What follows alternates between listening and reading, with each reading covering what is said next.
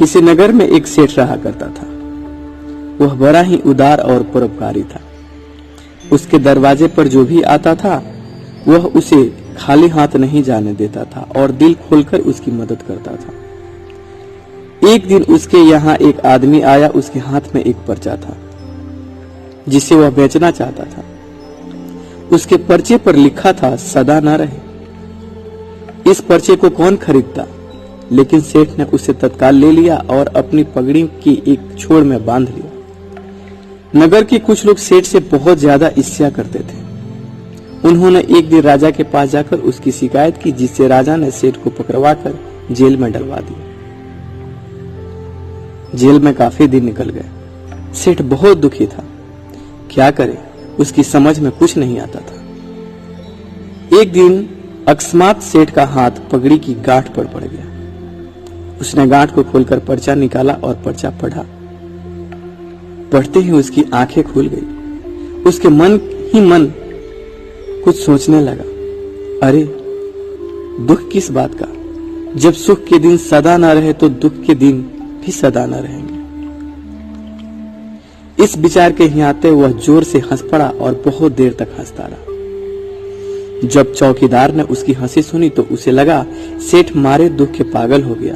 उसने राजा को खबर दी। राजा आया और उसने सेठ से पूछा, क्या बात है? सेठ ने राजा की सारी बात पहले सुनी और फिर राजा को सारी बात बता दी। उसने कहा, राजन, आदमी दुखी क्यों होता है? सुख दुख के दिन तो सदा बदलते रहते हैं। सुख और दुख तो जीवन के दो पहलू हैं। यदि आज सुख है तो हंसते हो और कल हमें दुख का मुंह भी देखना पड़े तो आप क्या करोगे? यह सुनकर राजा को अपनी गलती का एहसास हो गया। उसने सेठ को जेल से निकलवाकर उसके घर भिजवा दिया। सेठ आनंद से रहने लगा, क्योंकि उसे ज्ञात हो गया था कि सुख के साथ साथ दुख के दिन भी सदा नहीं रहते।